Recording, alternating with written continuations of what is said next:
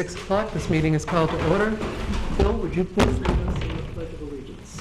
I pledge allegiance to the flag of the United States of America and to the republic for which it stands, one nation, under God, indivisible, with liberty and justice for all.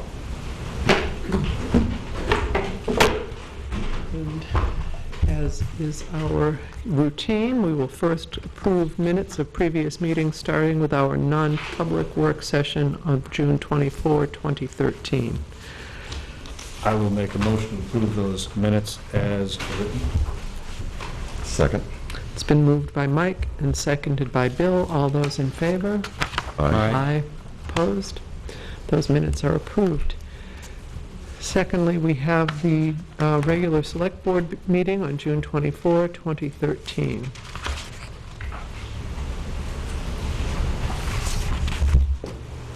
I move that those minutes be accepted as written. And I second Mr. Bolton's motion. Mr. Bolton has moved and Mr. Conklin has seconded. All those in favor? Aye. Aye. Those minutes are approved. Announcements. The Select Board will meet on the following dates. Regular meetings at 6 p.m. on Monday, July 22 and August 12, 2013. Work review sessions prior to the regular meetings will start at 5 p.m. All of these meetings will be held in the Town Hall unless otherwise posted. Weather observations for the month of June are available in the Town Hall. Citizens wishing to be listed on the Selectmen's agenda should notify the Town Hall before 12 p.m. on the Friday before the scheduled meeting. And our very light agenda this evening, first actual item is under Chairman's comments. I would just like to offer a congratulations and a personal thank you to Brian Murphy, our code enforcement officer, who has managed to get the bell rehung in the bell tower here at the Town Hall. And for those who may not be aware of it, this is a bell that was cast by an apprentice of Paul Revere. The trademark on the bell reads Henry N. Hooper and Company, Boston, 1849, number 317. And the Henry N. Cooper and Company was actually purchased from Joseph Revere, from Joseph Revere, son of Paul Revere. So this is a genuine Revere bell, and Brian informs us that it will soon be ready to ring. So be listening for the bell. The other comment I would like to make has to do with the bunting and flags on display on the Town Hall. People may have noticed that some of the American flags that had been cinched and on display have been replaced with standard bunting. That was in response to citizens believing that that was not an appropriate display of the flag, and I just want to assure everyone in the town that that was in no way intended to be disrespectful of our flag or of any members of the armed forces, but rather we were really trying to recreate the look of the Town Hall from the 1913 photograph at the time that Plymouth celebrated its bicentennial. So that was the reason for it, but we have changed that bunting. Moving on, we have new purchase orders. Peter Fermanic. Paul, do you want to cover that one? I thought Peter was going to be here tonight, but down at the Hitchness site, I think he's taking the board looking for a tour down there where he stores all the material that we reclaim from the roads. And then we crush it back into usable material again. And that's what this purchase order would be for. And the usable material is what he uses on the dirt roads Yeah, and the back roads. back roads. Yeah.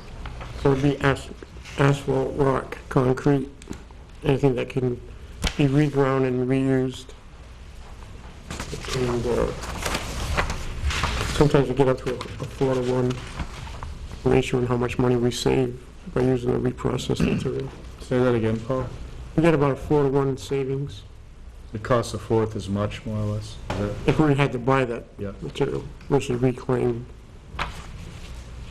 All right. So, and this purchase order is based on this proposal by Portable Crushing LLC of Manchester, I Yep. gather.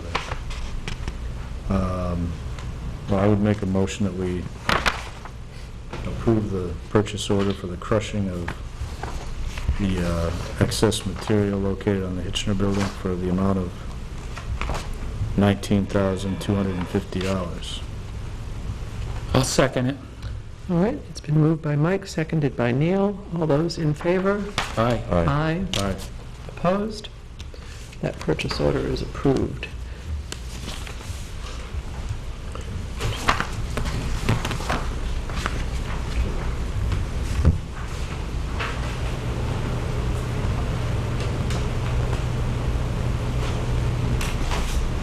Okay, and next we have another purchase order, this one from our fire chief for Lakes Region Mutual Aid Fire Aid in the amount of $45,674.82.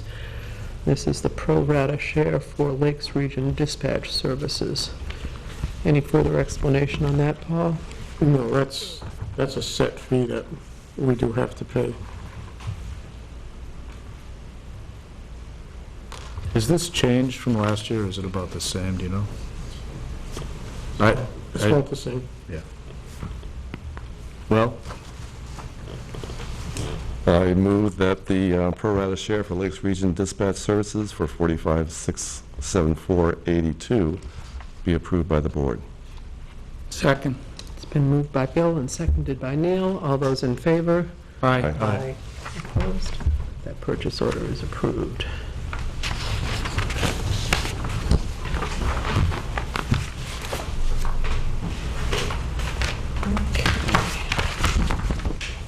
Moving on to committee reports. Neil? Have you anything? Planning board hasn't met for a while. Okay. Mike? I don't have anything to report. I have nothing as well. I have nothing as well. So moving on to new and other business, we have Brian Murphy presenting a petition to amend the poll licenses. I believe you have a copy and the original with you. This was something that came out of town council.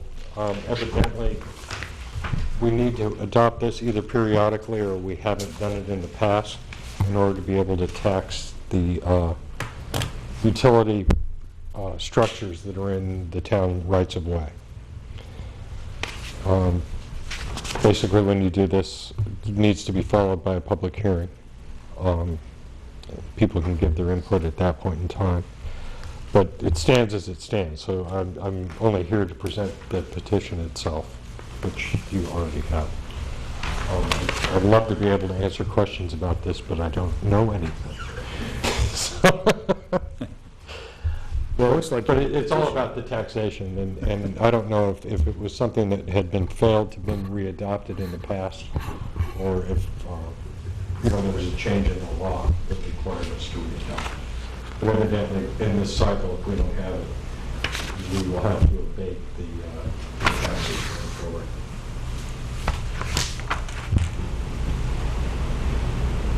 Well, I did look at this briefly. It looks like there's a statute that says that somebody has to petition the selectmen to hold a public hearing, and the public hearing is noticed like any other public hearing. Utilities get a certified mail copy notice of the public hearing, and then we hold the public hearing, take testimony if anybody has anything to offer, and depending on the outcome of that, we decide whether or not we're going to amend our poll license agreement, whether it's written or oral or just come down through the years. I'm not sure that we have written license agreements with all of these people, but there is at least an implied agreement of some kind. Right. And By it the needs, quoting of the RSAs, it probably would tell us if we could understand what they said. One is probably the authority to tax, and the other might be, I should have brought my book up. well, then the substance of it is that what we adopt is that the license is granted. So we amend the contracts with these folks to say that the license is granted subject to the condition that the licensee be responsible for the payment of all properly assessed taxes, is the substance of it. So we're modifying the agreements with these utilities to say that we're going to tax them. Specifically. Right? Seems to know more about it than I did, Mike. Why didn't you sign the petition? I withdraw the question, Council. Okay, and just for the public's information, that public hearing concerning this petition will be held on July 29, 2013 at 5 p.m., and that has been noticed in the paper and at the usual places where notices are posted. Okay, next on the agenda, we have a discussion concerning the possibility of creating a TIF district. And I understand that we have had some discussions with various people, so I'm going to let Bill and Mike lead off this discussion. So a TIF district is a tax increment finance district that some towns, actually initially some larger cities, had come forward and created these, and now it's mostly used by smaller towns as well. And a TIF district is something that the town of Plymouth will do, at least the governing body of the town of Plymouth will pass, if they feel that there is a need to develop certain areas of the town that would be attractive to put business in, or parking garage, or any kind of improvements that a business might be attracted to populate that area if there were certain improvements made to that property. And it's theoretically it's a non-risk kind of improvement or a district. When you go forward with it, you're assured that you will have your investment paid for by future taxpayers in that area. So it's a bonded improvement to a certain parcel of land, and then you recoup that over like a decade or so. So there are certain cities, Littleton did it for the food co-op recently, Keene did it for a downtown revitalization area, Claremont did it for the Common Man restaurant in Claremont, as well as some other small businesses over there. And we became aware of several projects that would be, I guess, a good match for a TIF district, and that would be such as like Brian Young's industrial park out on Boulder Point. And there may be a Tenny Mountain development as well. And a specific move of the New Hampshire Electric Cooperative from their current site on Tenny Mountain Highway to the fairgrounds. And all of those projects would require certain improvements to be able for those businesses to actually move and create additional businesses in those areas. So the TIF would actually be created, and then money would be bonded, and then we would make sure that the businesses that we would like to move into those areas are invited and take root. And that's accomplished through modification of the master plan and zoning laws to make sure that we're contemporary with those to make them attractive for those businesses. And that's a rather wordy thing. Maybe Mike, you can clarify, or Well, I think you summarized it well. I mean, what we did was we've had a couple of conversations about this among a number of people, and it's actually something that started I don't know, a year or two ago, and then got dropped, and we picked it up again with the thought that maybe it would be possible to create something like a TIF district to develop a particular area. And not to contradict you, but what I understood about the TIF was more that if improvements are made by a private developer, the increase in the taxes that results from the improvements is, rather than just being put into the general fund, is set aside for further improvements to the TIF district area, so that it's not that anybody's relieved of taxes or that there's any public funding going on, but that a portion of the taxes that results from the improvement, the tax increment, I think that's where that increment language comes from, would go toward infrastructure improvements for the district, so that the developer has some assurance that the town will still be committed to improvements as the area is developed. So, and as you mentioned, we've thought of at least 3 places where this might work, and there may be others as well that we haven't thought of, which is one reason to bring it up, to see if anybody's got any ideas about another. It could be a small area, it can be as small as a single lot, or it can be a larger area, it could be a region of the town, it could be, you know, a collection of lots in a particular geographic area.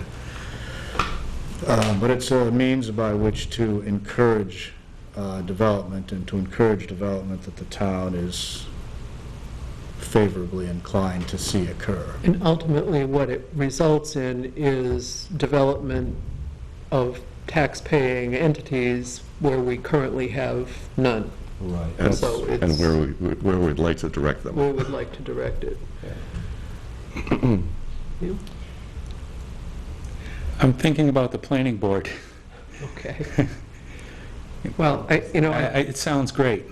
and I think we've probably got, I mean, you guys have had a couple of, conversations, as you put it. I think that, what might be a good objective going forward would be to appoint a subcommittee to further study the concept of the TIF district and, report back to the select board periodically and, maybe involve the planning board in it to a degree in the conversation.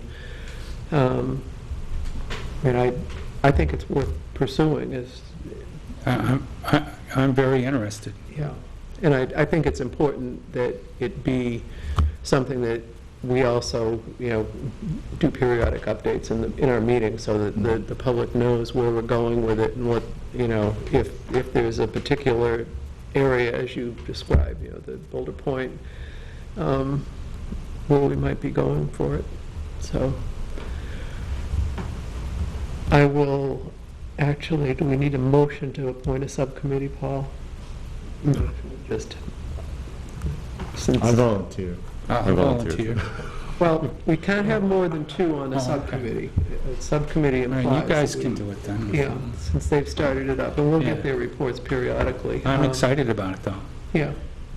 Well, I think that's a good thing, but, in order for us not to have three selectmen involved in having meetings, they can pursue it as our subcommittee and get back to us. So, Paul, anything?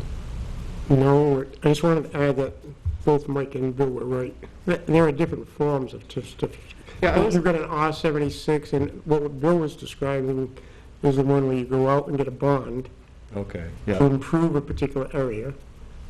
That creates the taxes to go up in that area. The taxes are used, the increase is used to pay back the bond. Right, One okay. that you're So those are the two. describing is, you already have something, you want to add infrastructure to it, you raise the taxes, the infrastructure, the increased taxes then go directly to the infrastructure change. So there's just different ways of, there's a So few there are different ways different of doing kinds of it. tips. I guess the other question I have, and would be, that I don't need a detailed answer, but can TIFs be modified and kind of personalized for a specific area so that if There's it's several something... different types now. Not when it first came out, Right, but there are variations. okay. And they're not all called TIFs, but basically it's the same It all thing. boils down to the same thing. Okay.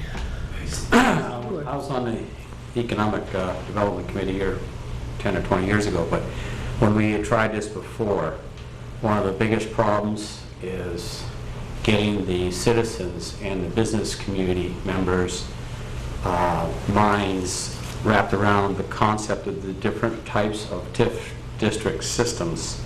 So that was one of the issues of people not really having an understanding of how the monies are raised and what's the offset and this type of thing. And the other thing that we needed to do for both of our primary village commercial zone and the industrial commercial zone is we need to re-inventory and look at those zones because they're 50 years old, okay? And a lot has changed in this time, the 50 years, as to what the actual use is. So it would be a good time to think about reevaluating the actual zone boundaries that this TIF district would go into. Thank you, Frank. All right. Any other discussion about, comment on that? In that case, we have no unfinished business. Is there any other public comment? Since we have no non-public to discuss at this time, I would request a motion to adjourn. So moved. Second. It's been moved by Bill, seconded by Mike. All those in favor? Aye. Aye. This meeting is adjourned.